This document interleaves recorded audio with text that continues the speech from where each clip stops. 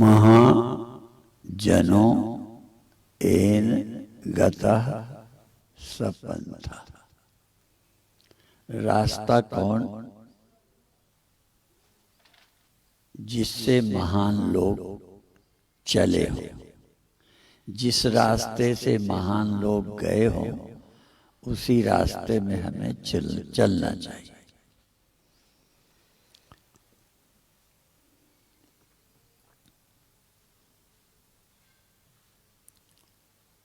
पूर्ण मुक्त पुरुष वृक्ष की तरह होते हैं, नदी की तरह होते हैं। जैसे वृक्ष में फल लगते हैं, वृक्ष फल को खुद नहीं खाता, ऐसे ही जो व्यक्ति अपने कर्म के फलों को नहीं खाता या जो फल के लिए कर्म करता ही नहीं, ऐसा व्यक्ति पूर्ण है, संत है, ज्ञानी है।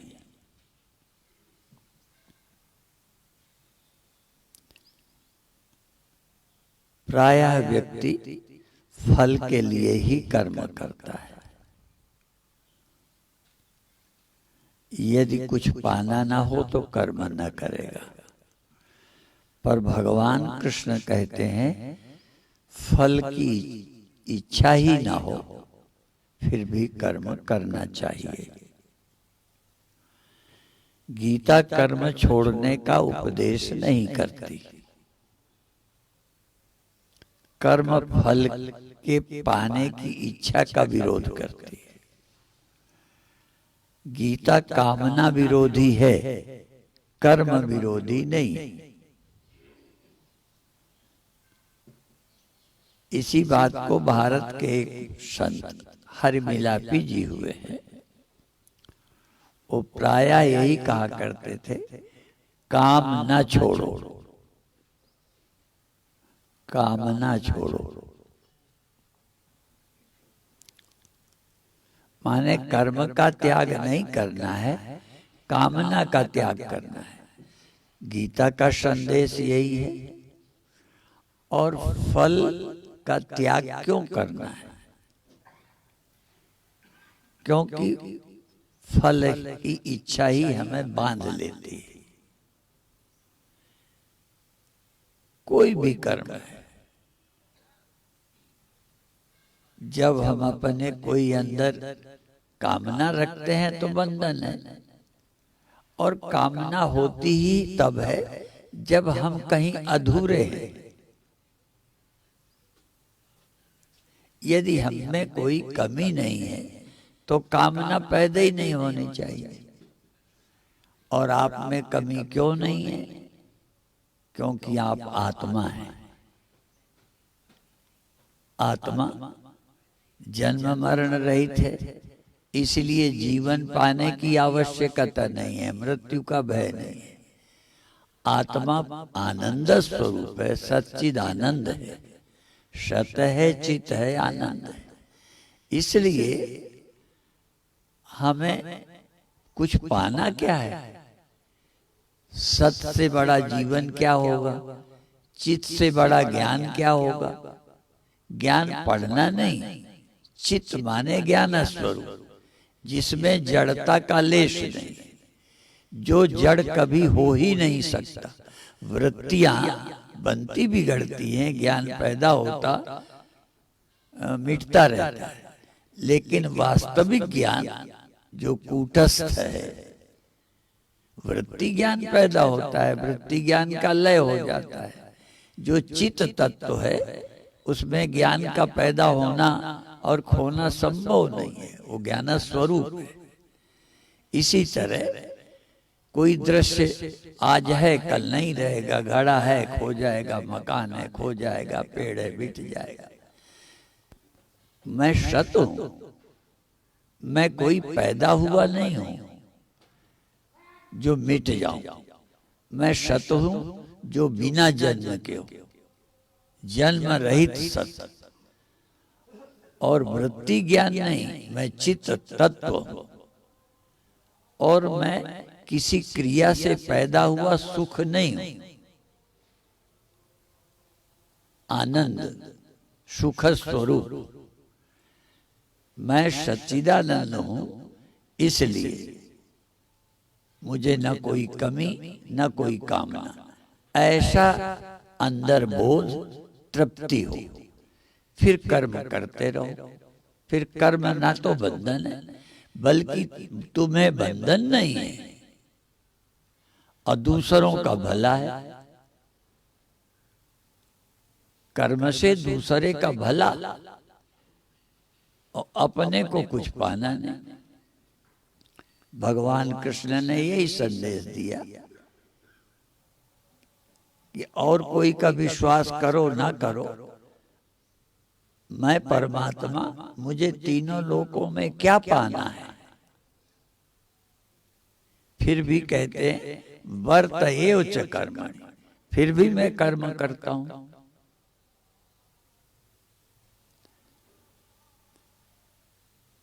इसीलिए मूल रूप में ज्ञान, जिससे हम अज्ञानता से छूटकर अपने सत्य स्वरूप में स्थित हो, और सेवा, सेवा शरीर है, यदि नहीं करोगे कुछ तो भी शरीर बेकार होगा। जो कर्म कम करते हैं उनको व्यायाम सिखाया जाता है, क्योंकि शरीर को कुछ किए बिना शरीर बेकार हो जाएगा। तो जब कुछ नहीं चाहिए तो सेवा करो, इससे शरीर एक्टिव होगा, क्रियाशील रहेगा, बिगड़ेगा नहीं। जिन अंगों से काम नहीं लिया जाता वो धीरे धीरे बेकार हो जाता है। इसलिए ज्ञान से, अज्ञान से मुक्ति, स्वरूप स्थिति और शरीर से सेवा करते रहना चाहिए। और प्रेम, ज्ञान सेवा प्रेम, जीवन में प्रेम, क्योंकि मन के रहते यदि मन के अंदर प्रेम नहीं है तो नीरसता आती है। और प्रेम हमारा अखंड बना रहे, इसलिए सबके प्रति प्रेम। ये दानी है इसलिए प्रेम, ये फला गुण वाला है इसलिए प्रेम, ये मेरा नहीं है इसलिए प्रेम नहीं। यदि प्रेम को सदा बनाए रखना है तो प्रेम निस्वार्थ होना चाहिए, कुछ पाने के लिए नहीं। पाने के लिए जो प्रेम है उसकी मृत्यु तुरंत हो जाएगी, उसका जीवन बहुत थोड़ा है। किसी अपेक्षा से हुआ प्रेम अल्पजीवी है, थोड़ी देर में प्रेम खत्म। यदि प्रेम को अनंत करना है तो कोई पाने की कामना नहीं होना चाहिए। हम विदेशों जाते रहे, अमेरिका वगैरह, तो वहां कुछ वहां की मान्यताएं हैं।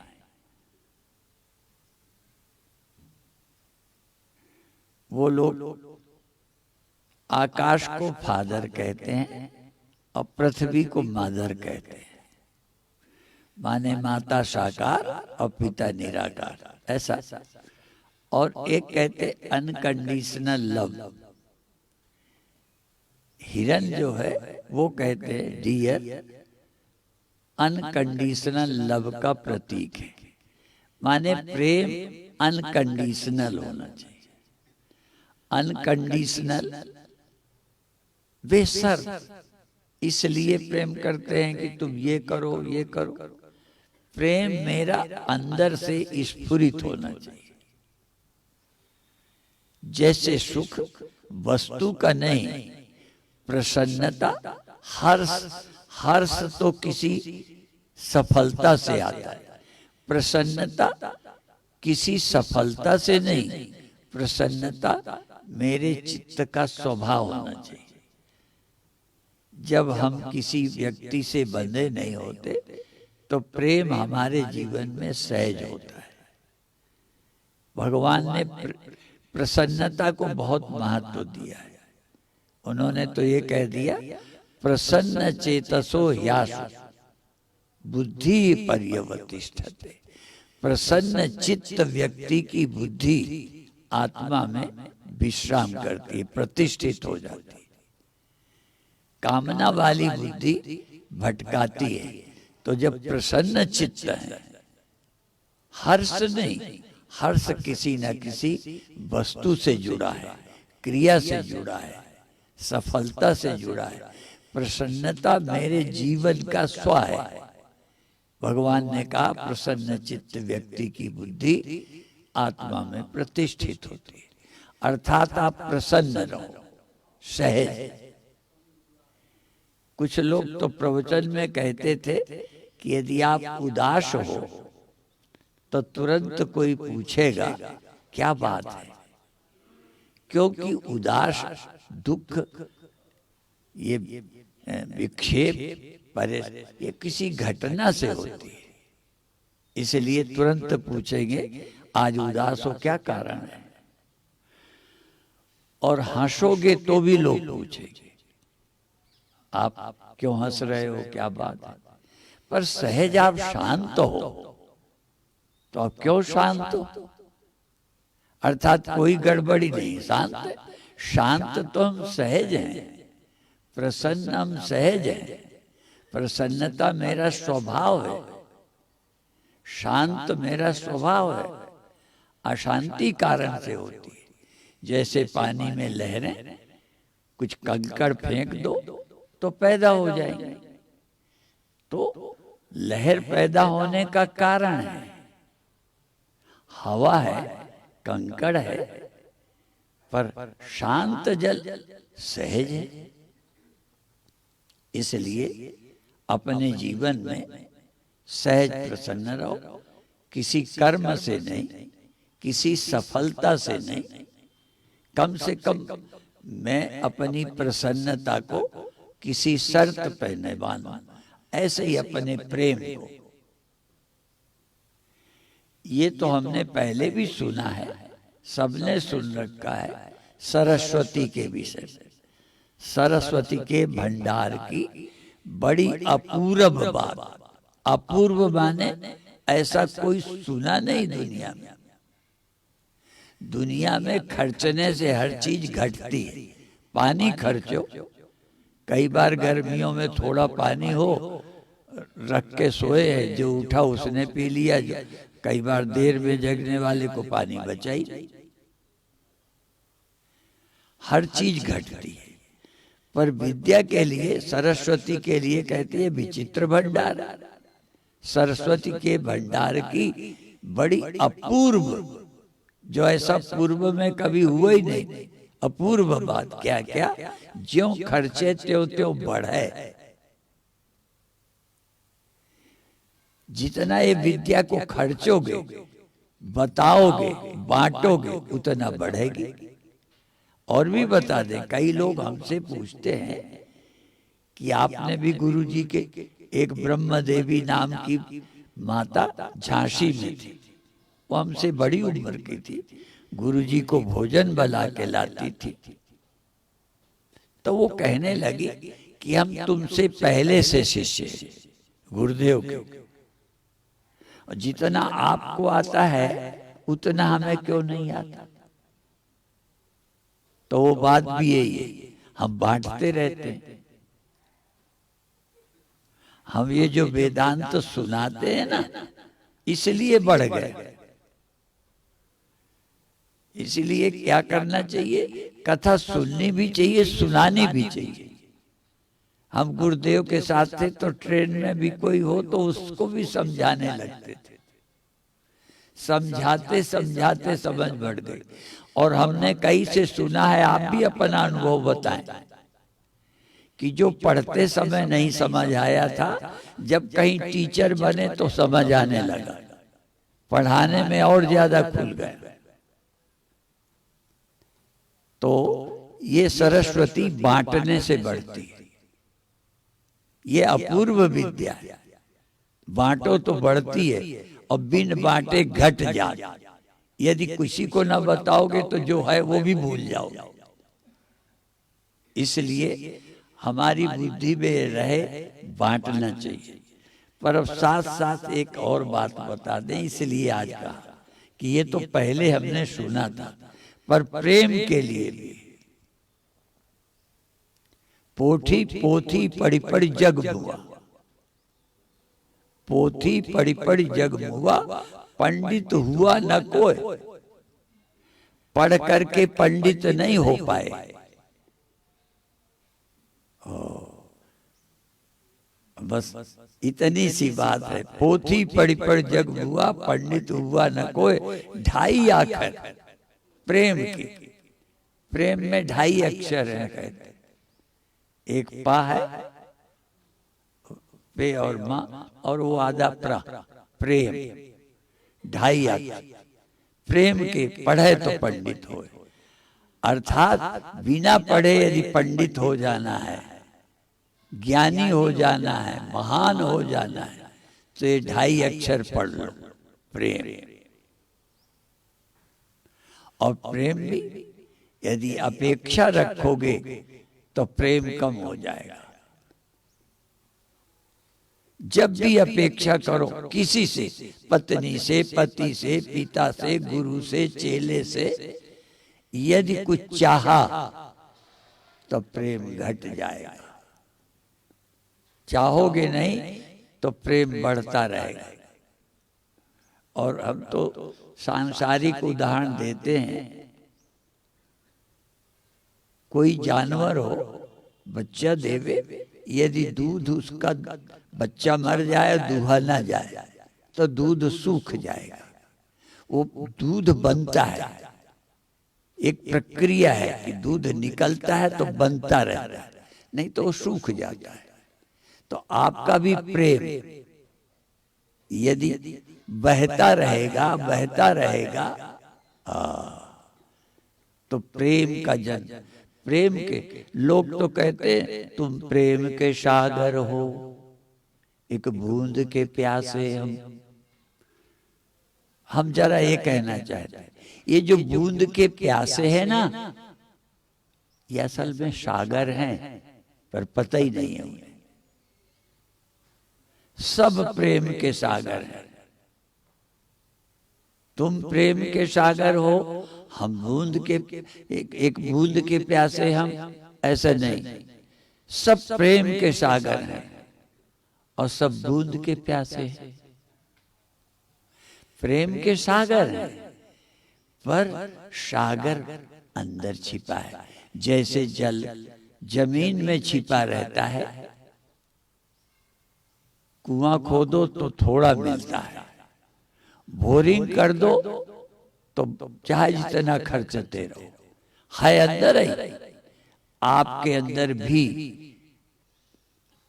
जमीन की तरह जैसे पानी गहरे में छिपा है, तुम्हारे गहरे में भी प्रेम छिपा है, पर तुम बूंद के प्यासे हो। और ये उदाहरण तो हम दिया ही करते हैं पहले प्रवचनों में। हैंड पाइप कभी कभी उसका वासर सूख जाता है, तो ऐसे ऐसे करो तो खटर खटर होता है, पानी नहीं आता। यदि एक लोटा डाल दो फिर चलाओ तो चलता है, पानी आ जाता है। पानी है, पर अभी हमें अपना प्रेम प्रकट करना नहीं आता। कोई घटना बाहर घटी तो प्रेम हो गया, इसने ये कहा तो प्रेम हो गया। अभी हमारा प्रेम किसी बाहर के निमित्त से पैदा होता है और सूख जाता है।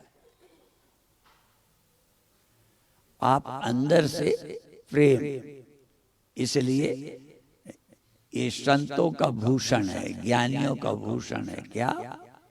मैत्री, मुदिता, करुणा, उपेक्षा। ये चार अपने जीवन में धारण करो।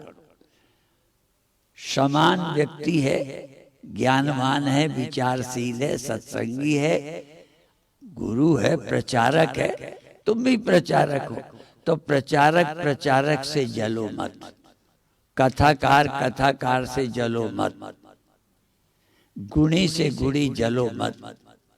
क्या करो? प्रसन्न हो, उसको विरोधी प्रतिद्वंदी मत मानो। इसलिए मैत्री, समान गुण विशेषता वाले से प्रेम, मैत्री करो। और तुमसे ज्यादा है तो जलो मत, ध्यान रखना। बराबर है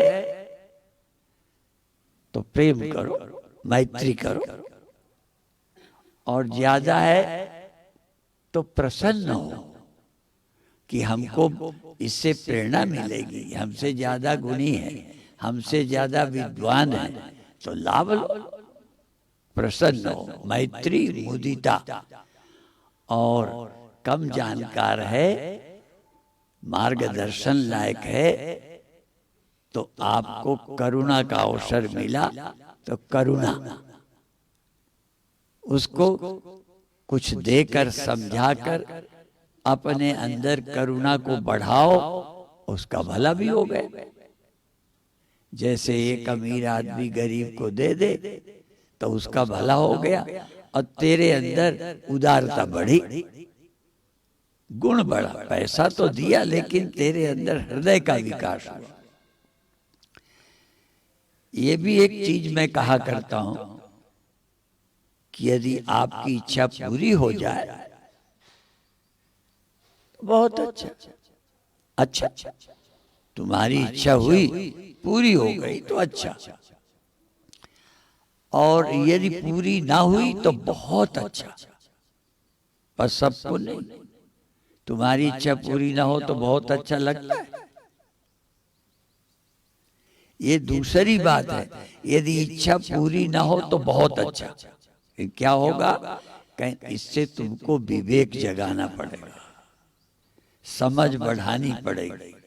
इच्छा पूरी नहीं हुई तो समझ विकसित होगी, इससे विवेकी बनोगे।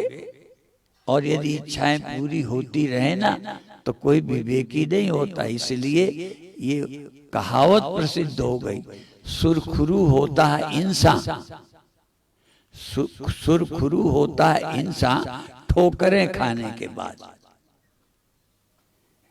जब इच्छा पूरी ना होगी, चोट लगेगी, तो आप सुरखुरू होगे, समझदार होगे, ज्ञानी बनोगे, उस संकट को पार करना सीखोगे।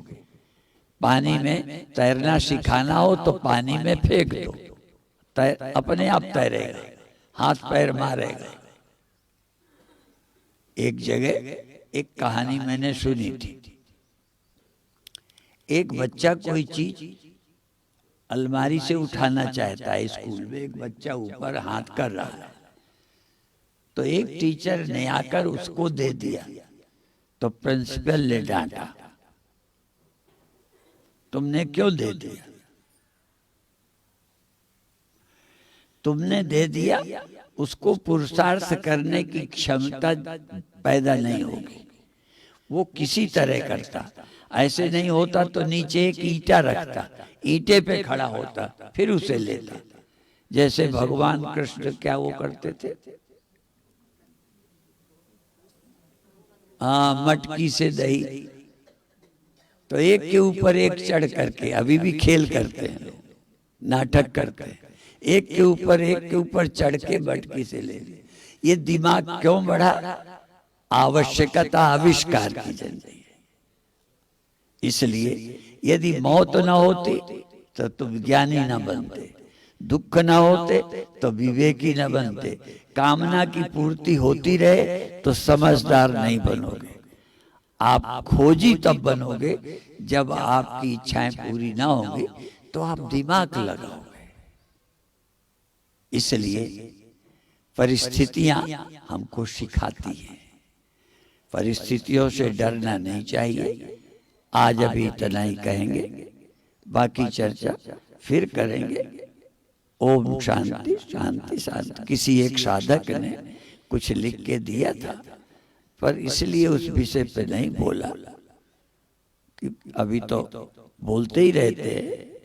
और सामाजिक जागृति की दृष्टि से प्रश्न था, उसको अपने अभी आज नहीं उठाया। अब एक आध स्तोत्र हो जाए और इसके बाद प्रसाद।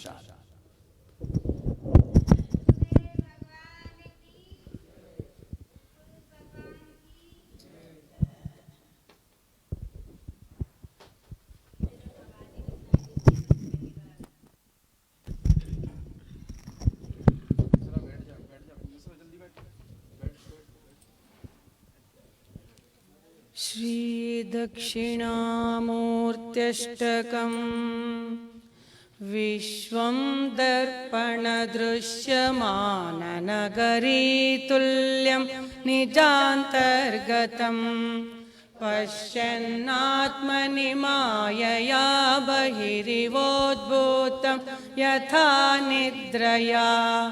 यः साक्षात् कुरुते प्रबोधसमये स्वात्मानमेवाद्वयम् तस्मै श्रीगुरुमूर्तये नम इदं श्रीदक्षिणामूर्तये। तस्मै श्रीगुरुमूर्तये नम इदं श्रीदक्षिणामूर्तये। बीजस्यान्तरिवाङ्कुरो जगदिदं प्राङ्निर्विकल्पं पुनः मायाकल्पितदेशकालकलना वै चित्रचित्रीकृतम् मायावीव विजृम्भयत्यपि महायोगी वयस्वेच्छया। तस्मै श्रीगुरुमूर्तये नम इदं श्रीदक्षिणामूर्तये। तस्मै श्रीगुरुमूर्तये नम इदं श्रीदक्षिणामूर्तये। यस्यैव स्फुरणं सदात्मकमसत्कल्पार्थकं भासते साक्षात् तत्त्वमसीति वेदवचसा यो बोधयत्याश्रितान्। यः साक्षात्करणात् भवेन्न पुनरावृत्तिर्भवाम्भोनिधौ तस्मै श्रीगुरुमूर्तये नम इदं श्रीदक्षिणामूर्तये। तस्मै श्रीगुरुमूर्तये नम इदं श्रीदक्षिणामूर्तये। नानाचित्रघटोधरस्थितमहादीपप्रभाभास्वरम् ज्ञानं यस्य तु चक्षुरादिकरणद्वारा बहिः स्पन्दते जानामीति तमेव भान्तमनुभाते तत्समस्तं जगत्। तस्मै श्रीगुरुमूर्तये नम इदं श्रीदक्षिणामूर्तये। तस्मै श्रीगुरुमूर्तये नम इदं श्रीदक्षिणामूर्तये। नाहं प्राणमपीन्द्रियाण्यचलं बुद्धिं च शून्यं विदुः स्त्रीबालान्धजडोपमास्त्वहमिति भ्रान्ता भृशं वादिनः मायाशक्तिविलासकल्पितमहाव्यामोहसंहारिणे। तस्मै श्रीगुरुमूर्तये नम इदं श्रीदक्षिणामूर्तये। तस्मै श्रीगुरुमूर्तये नम इदं श्रीदक्षिणामूर्तये। नाहोग्रस्तदिवाकरेन्दुसदृशो माया समाच्छादनात् सन्मात्रकरणोपसंहरणतो यो सुषुप्तः पुमान् प्रागस्वाप्समिति प्रबोधसमये य प्रत्यभिज्ञायते तस्मै श्रीगुरुमूर्तये नम इदं श्रीदक्षिणामूर्तये। तस्मै श्री गुरुमूर्तये नमः इदं श्री दक्षिणामूर्तये बाल्यादिष्वपि जाग्रदादिषु तथा सर्वास्वस्थास्वपि व्यावृत्तास्वनुवर्तमानमहमित्यन्तःस्फुरन्तं सदा स्वात्मानं प्रकटीकरोति भजतां यो मुद्रया भद्रया तस्मै श्री गुरुमूर्तये नमः इदं श्री दक्षिणामूर्तये तस्मै श्री गुरुमूर्तये नमः इदं दक्षिणामूर्तये विश्वं पश्यति कार्यकारणतया स्वस्वामि सम्बन्धतः शिष्याचार्यतया तथैव पितृपुत्राध्यात्मना भेदतः स्वप्ने जागृति वा य एष पुरुषो माया परिभ्रामितः तस्मै श्री गुरुमूर्तये नमः इदं श्री दक्षिणामूर्तये तस्मै श्री गुरुमूर्तये नमः इदं श्री दक्षिणामूर्तये घोरं भांसनलो नीलोम्बरमहर्नाथो हिमांशुः पुमान् इत्याभाति चराचरात्मकमिदं यस्यैव मूर्त्यष्टकम् नान्यत् किञ्चन विद्यते विमृशतां यस्मात् परस्माद् विभोः तस्मै श्री गुरुमूर्तये नमः इदं श्री दक्षिणामूर्तये तस्मै श्री गुरुमूर्तये नमः इदं श्री दक्षिणामूर्तये सर्वात्मत्वमिति स्फुटीकृतमिदं यस्मादमुष्मिंस्तवे तेनास्य श्रवणात् तदर्थमननात् ध्यानात् च सङ्कीर्तनात् सर्वात्मत्वमहाविभूतिसहितं स्यादेश्वरत्वं स्वतः सिद्धे तत्पुनरष्टधा परिणतं चैश्वर्यमव्याहतम् सिद्धे तत्पुनरष्टधा परिणतं चैश्वर्यमव्याहतम्।